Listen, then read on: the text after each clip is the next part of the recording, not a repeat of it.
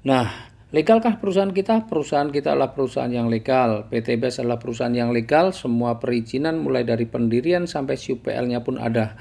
Bahkan Majelis Ulama Indonesia setelah mengkaji sistem usahanya, akhirnya Majelis Ulama Indonesia pun menyatakan bahwa sistem bisnis PTBS ini diperbolehkan. Sistem bisnisnya seperti apa? Nah, PTBS adalah perusahaan penjualan langsung. Ya, sebelumnya saya akan sampaikan lebih dulu alur distribusi produk dan promosi dalam sebuah perdagangan.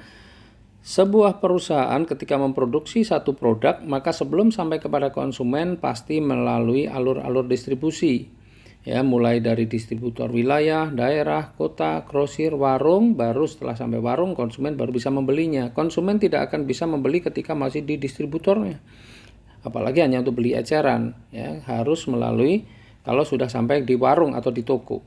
Nah, supaya konsumen membeli produk tersebut, maka konsumen perlu mendapatkan informasi. Dan untuk mendapatkan informasinya, maka konsumen perlu mendapatkan pemahaman tentang produk. Oleh karena itu, perusahaan melakukan apa yang namanya promosi.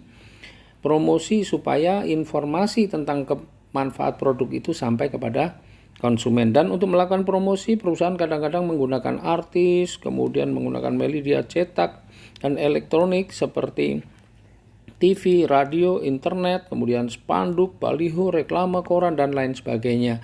Dan biaya promosi serta distribusi itu bisa mencapai 40%-nya. Nah, karena PTBS ini adalah perusahaan perdagangan langsung, maka yang melakukan promosi dan distribusi adalah member-membernya atau mitra-mitranya.